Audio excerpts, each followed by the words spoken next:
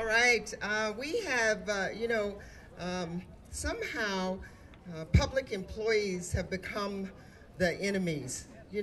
I worked for 35 years as a public employee, and I saw my positions and the jobs that I held as being service to the community that I did get paid for.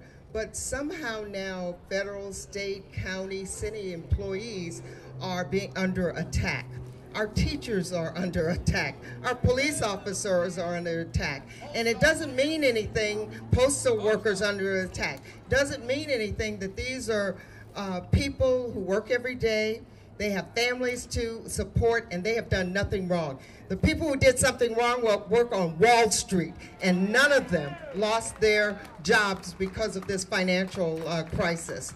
So we have someone here to talk about the plight of teachers right now in this state. How can we educate our children if we are laying off teachers and there are 50, 35, 40 first graders and kindergartners to a class? How can we educate our children when we think about doing away with kindergarten?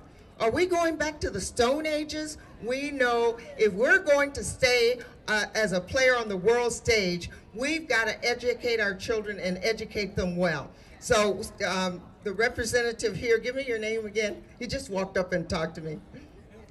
Bill Gibson. Good morning, everybody. Now, I'm a public school teacher in the Phoenix Union High School District, and several of my co-workers have lost their homes.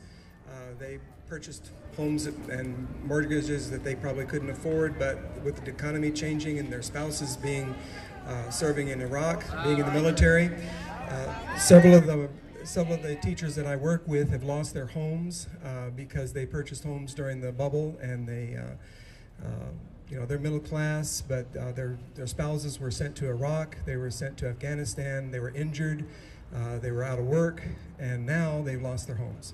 So, public school teaching is a middle class profession, and it's been a place for people to move into the middle class, but things are changing. The Arizona legislature attacked the public school teachers in the past few years and passed special legislation that made it impossible for us to pay our association dues through payroll deduction.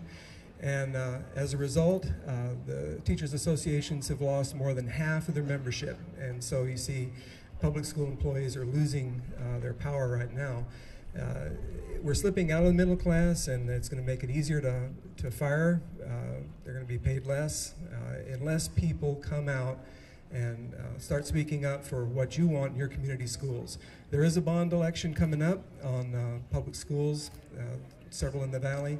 It's usually very, very small amounts, but if they don't maintain the buildings, you're going to see more and more charter schools, you're going to see more and more private church schools take over the job of education. You also see e-schools. These are basically money-making machines for companies that produce curriculum designed to create success on tests that don't really measure an education. It doesn't really measure a person's ability to function as a citizen.